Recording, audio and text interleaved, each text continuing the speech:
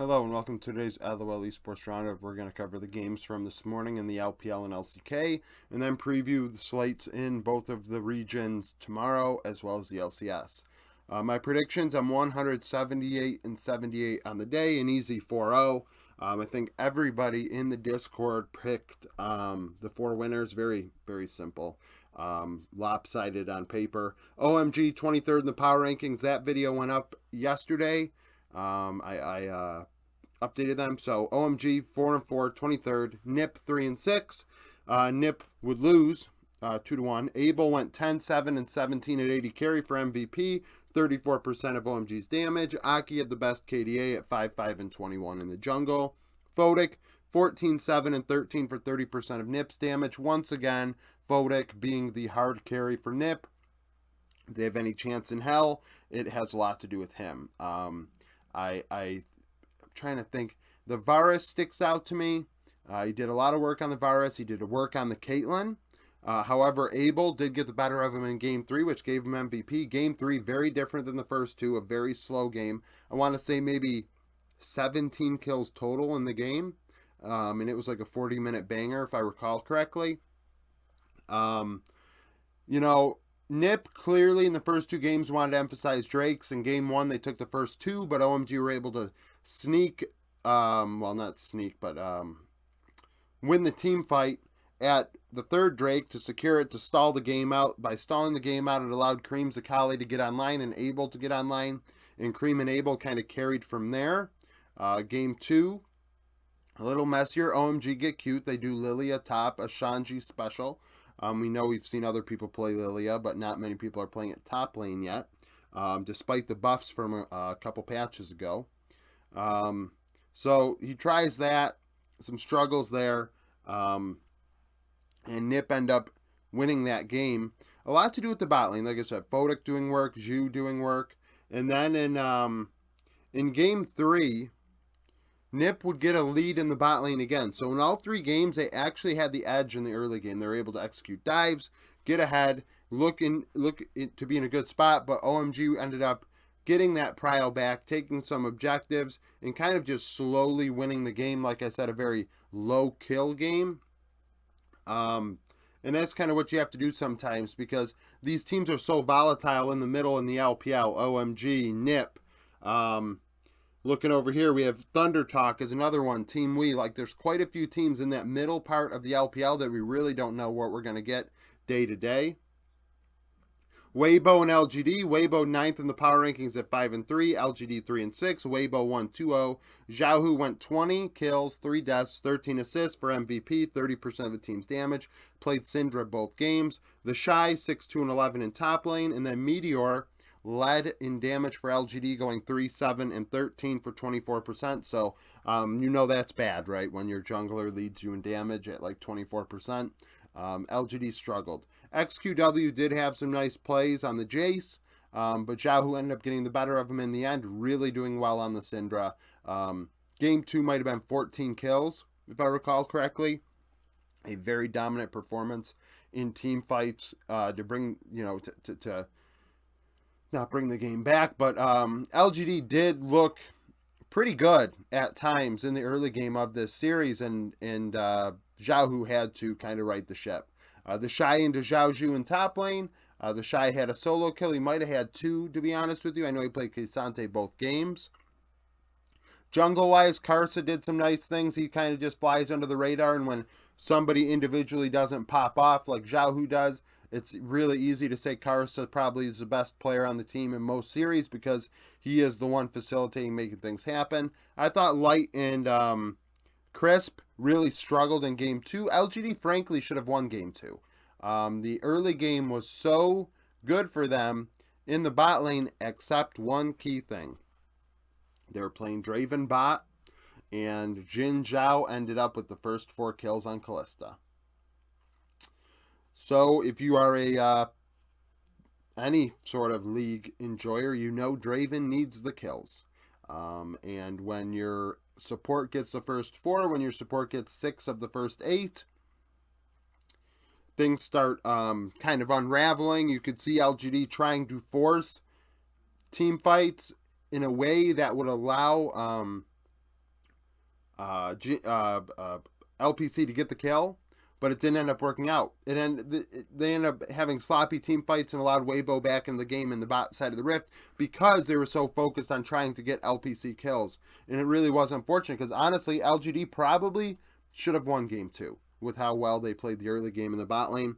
So definitely the sloppiest performance out of Light and Crisp so far this split. LCK T1 first, 11-1, KDF 2-10, T1 win 2-0. Gumayushi 17-2-10, 33% of damage. Owner 6-1-14 in the jungle. Bulldog went 2-7-2 for 30% of the Freaks damage. Bulldog would be solo killed by Faker's Gragas twice in this one.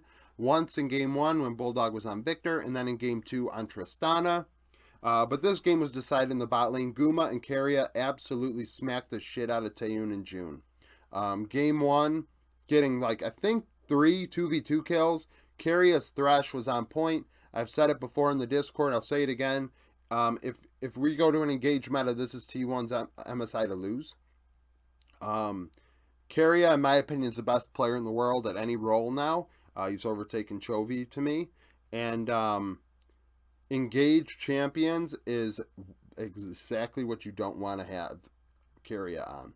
Keria makes things happen. And then not only that, Keria went from playing Thresh to playing Kalista in game 2 and being very impactful. However, Guma also was cracked out of his mind, which is why he gets MVP. You could go either or. Honestly, it was a fabulous performance. KDF, Taeyun, I think solo killed Zeus at one point, possibly, in the side lane. Outside of that, KDF really didn't have a lot going for them. They successfully ganked top lane, got Dudu ahead at one point. I think game 2, Zeus might have been on Jason game 2. And, getting aggressive and being punished for it, getting a little sloppy in the top lane, young players making young mistakes. I know Zeus has played a couple years, but still very young, one of the youngest players in LOL Esports. Better to get it out of the way now than when it matters. D plus and DRX, D plus 8th at 8-4, DRX 2-10, D plus win 2-0. Deft 10-1-14 for 31% of the team's damage. His Lucian in game 2 was absolutely cracked. Kellen 3-1-22 at support. Fate 3-5-3, 27% of damage for DRX. Outside of a solo kill by Rascal onto Kana, I don't think DRX had a lot going for them. There was an exchange of steals, I believe, on Baron in this one, in one of the games. But DRX just really, really didn't have it. Still don't have it. Like I said yesterday, Duck Dom should not be playing with a bum elbow. It makes no sense. And once again, the D plus bot lane absolutely smacked the crap out of DRX's. Going into it yesterday, I think DRX D plus's bot lane went 10 plus kills, under 5 deaths, 40 assists against DRX the last time they played, and today they went 13-2-36. They have DRX's number. Duck Dumb and Barrel stood no chance. Some people wanted to pick Showmaker as MVP. I thought Showmaker played well on the LeBlanc and the Annie, but the 2v2 dominance of the bot lane I think is very important. It set the tone. It got D plus the lead in the first place, which Showmaker was allowed to take advantage of. I didn't feel like Showmaker individually in his matchup against Fate really gained big advantages. And I think it's harder to gain advantages straight up than it is, when you're OP and you're ahead already and you go into a team fight and you get a double kill or whatever. Sneak peek for tomorrow, LCK, KT 10th, Gen G 2nd, KT are 7-5, Gen G 9-3, KT coming off of a loss to T1, Gen G coming off of a win against DRX. They played in week 4 and KT would win that one 2-1. BDD 9-5-13 for 29% of the team's damage. Chovy 5-7-11 for 26% in that one. That is the matchup highlighted by the Discord. I expect it to be close again. KT kind of have to put up now or probably end up falling into the 5th, 6th range going into playoffs. Nongshim HLE, Nongshim 1-11, HLE 8-4 at 14th. HLE beat the Freaks last week. Nongshim lost to Sandbox. In week 5, HLE would win 2-0. The bot lane was highlighted by the Discord. Viper and Life went 7-4-31 in that one for 46% of HLE's damage.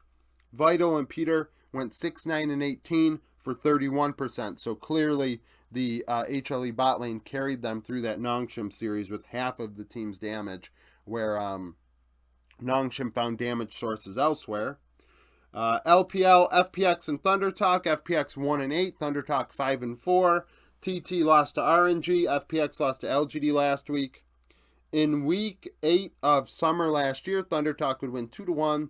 Half of the players overlap. Jungle was what was highlighted. Hacker, new to FPX, was not in that one. At that time, he was playing for Ultra Prime. Beshwan went 9, 7, and 27 for 12% of the team's damage.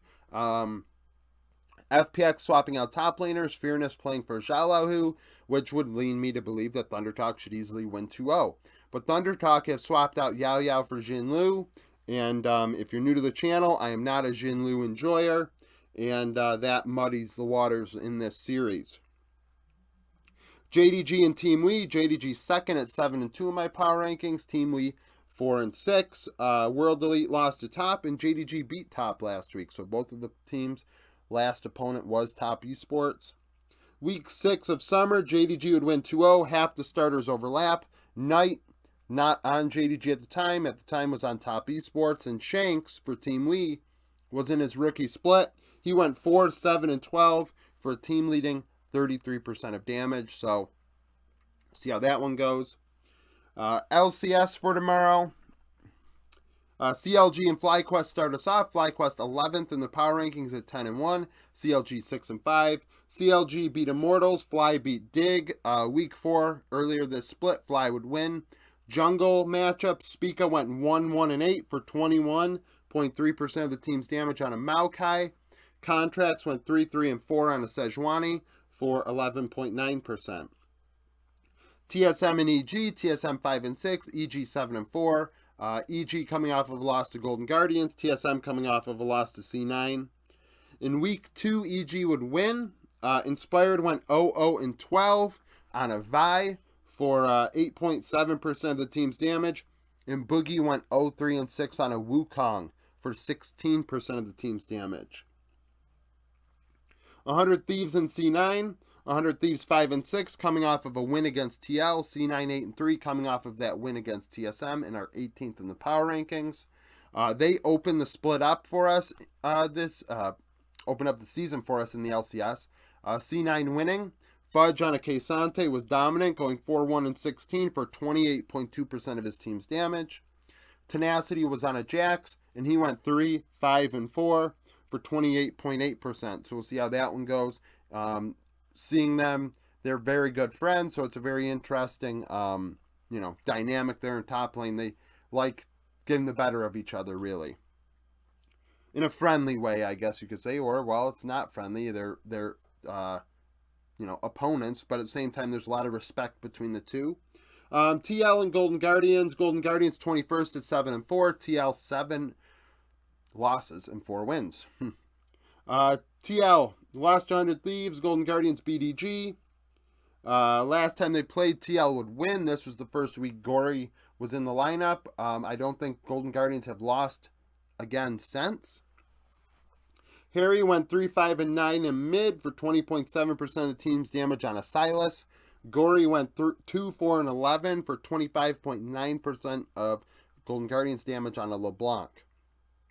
Lastly, and I know this is the matchup of the weekend, so please stay seated. I know you're excited.